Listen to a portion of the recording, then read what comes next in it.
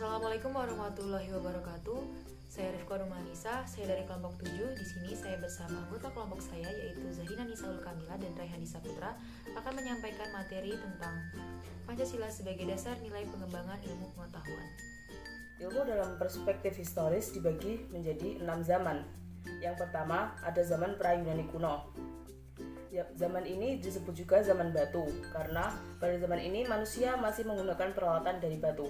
Zaman ini berlangsung sekitar 4 juta sampai 20 ribu tahun yang lalu. Yang kedua ada zaman Yunani kuno. Pada zaman ini dianggap sebagai gudangnya ilmu dan filsafat. Karena pada zaman ini bangsa Yunani sudah tidak percaya pada mitologi lagi. Yang ketiga ada zaman abad pertengahan. Pada zaman ini ilmuwan adalah para teolog, sehingga aktivitas ilmiah lebih terkait dengan aktivitas agama. Yang keempat ada zaman Renaissance, yaitu masa kebangkitan kembali pemikiran yang bebas dari dogma-dogma agama. Zaman ini disebut juga zaman peralihan dari abad pertengahan. Yang kelima ada zaman modern, yang ditandai dengan berbagai penemuan dalam bidang keilmuan. Perkembangan ilmu pengetahuan sangat berkembang pesat pada zaman ini. Yang keenam ada zaman kontemporer. Pada zaman ini ditandai dengan penemuan berbagai macam teknologi canggih seperti telepon, komputer, dan mesin uap. Pada zaman ini juga terjadi spesialisasi ilmu yang semakin tajam. Sebab selanjutnya adalah aspek penting dalam ilmu pengetahuan. Ilmu pengetahuan memiliki dua aspek penting, yaitu aspek fenomenal dan aspek struktural. Pada aspek fenomenal, ilmu pengetahuan mewujudkan atau memanifestasikan dalam bentuk masyarakat, proses, dan produk. Sedangkan aspek struktural menunjukkan bahwa ilmu pengetahuan di dalamnya terdapat unsur-unsur yaitu sasaran, objek sasaran yang di dalamnya dipertanyakan dengan suatu cara atau metode tertentu tanpa mengenai titik henti.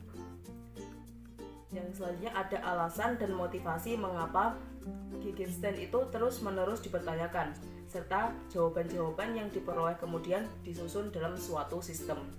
Ada 3 pilar penyangga bagi ilmu pengetahuan. Yang pertama, ontologi, menyangkut problematika tentang keberadaan, eksistensi, aspek kuantitas, dan aspek kualitas.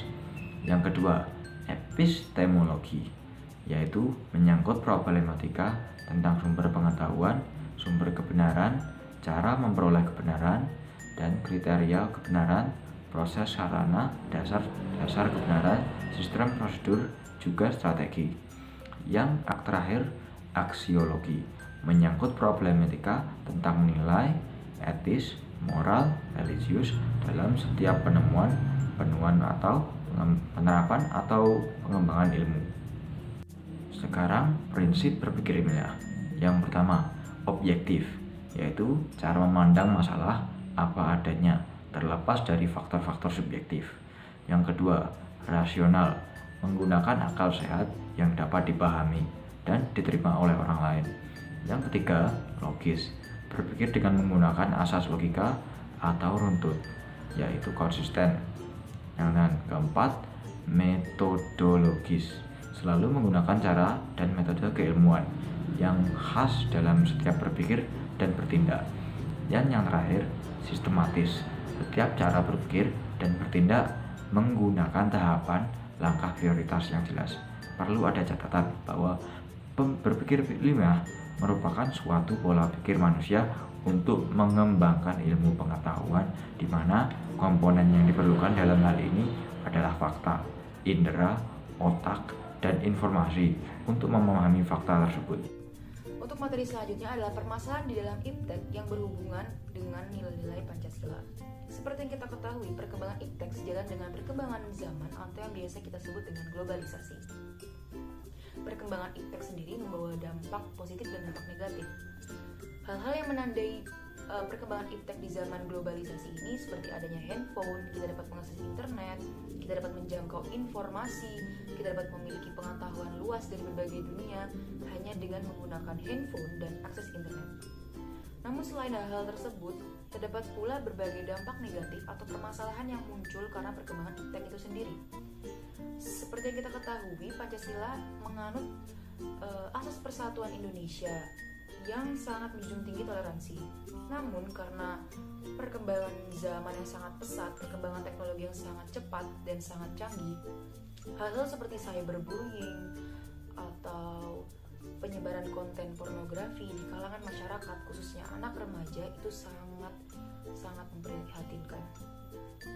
Hal tersebut menjadi salah dua contoh dari permasalahan iptek yang bersinggungan atau bertentangan dengan ideologi Indonesia atau Pancasila. Materi selanjutnya adalah Pancasila sebagai dasar nilai dalam strategi pengembangan ilmu pengetahuan. Seperti yang kita ketahui, perkembangan iptek atau pengembangan iptek adalah salah satu cara bagi manusia untuk menyejahterakan dirinya. Namun dalam penerapannya, khususnya di Indonesia, pengembangan iptek haruslah berlandaskan dengan Pancasila, mengingat Pancasila adalah ideologi dari bangsa Indonesia.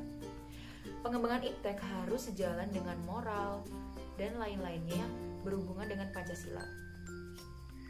Pengembangan iptek tidak bisa terlepas dari nilai-nilai yang terkandung dalam Pancasila, karena dalam penerapannya, bangsa Indonesia juga harus memperhatikan keseimbangan yang terjadi di masyarakat agar tidak terjadi keributan, kerusuhan, dan lain-lain sebagainya. Sekian pembelajaran mengenai Pancasila sebagai dasar nilai pengembangan ilmu mewakili anggota kelompok saya. Saya mohon maaf jika penjelasan yang telah dijabarkan oleh kelompok saya kurang tepat atau kurang memuaskan. Terima kasih.